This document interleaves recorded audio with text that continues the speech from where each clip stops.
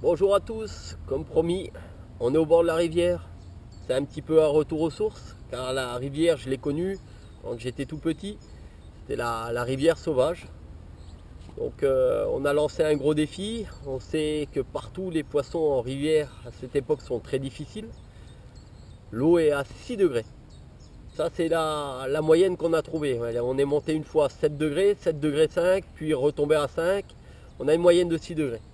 Là, les nuits sont encore très fraîches. Il a fait moins 3 cette nuit. Par contre, là, en plein soleil, à l'abri du vent, il fait très bon. Pour la stratégie d'amorçage, nous avions effectué des amorçages au maïs avec de la bouillette. C'était très difficile. Le poisson n'arrivait pas à digérer le maïs. Donc, on s'est rabattu beaucoup plus sur les bouillettes. Pourquoi on a mis un petit peu de temps à faire les vidéos? Tout simplement, le numérique a du mal, dès qu'il fait sombre, à faire de belles images. Donc je m'en excuse d'avance pour les photos et pour les vidéos. Nous avons touché un tout petit peu de poisson quand il faisait bien jour. À chaque fois les touches s'effectuent, ça joue vraiment en 1 heure et demie. C'est une demi-heure, 3/4 d'heure avant que le soleil se couche et une demi-heure après le soleil. Qu'est-ce que je peux dire encore? Les montages. Voilà, alors 13 gainés pendant, comme vous pouvez le constater, assez long, 40 cm, 35 cm. En-delà de 35 cm, on n'a plus de touche. Dès que ça fait 20, 25, les résultats ne sont plus là. La 13 gainée, c'est 2 tiers et 1 tiers, je l'ai dégainé. Au niveau de l'hameçon, j'ai laissé la gaine. Hameçon numéro 1, j'insiste.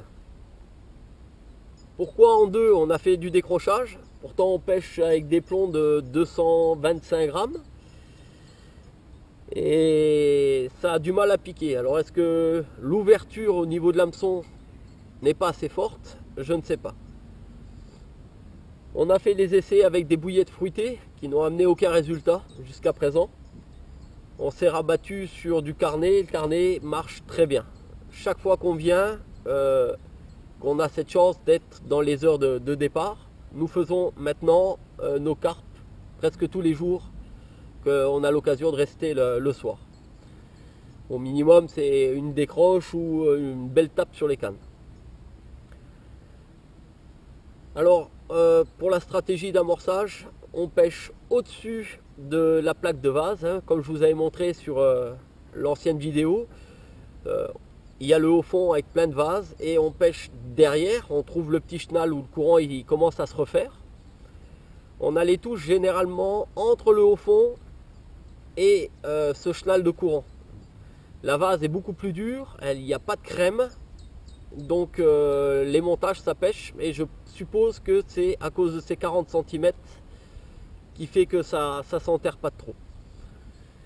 On pêche aussi donc dans la descente du courant, donc en dessous de la vase. Pourquoi? C'est parce que la vase chauffe en journée quand il y a un rayon de soleil et ça conserve plus ou moins la chaleur, et cette chaleur descend avec le courant tout doucement et ça permet de gagner peut-être 1 ou 2 degrés pour les poissons, ce qui fait toute une différence. On le remarque très bien, c'est que c'est toujours le soir les touches. J'opte pour une nouvelle stratégie, c'est-à-dire que on s'est rendu compte que le poisson, c'est à chaque fois le soir qu'on le fait. Là, je mets des cannes perdues, simplement avec un chapelet de bouillette sur un soluble, et puis je lance beaucoup plus loin, donc 30-40 mètres derrière le poste, pour essayer de toucher du poisson en journée. Et donc toujours l'amorçage effectué au même endroit, à 30, 35, maximum 40 mètres du bord.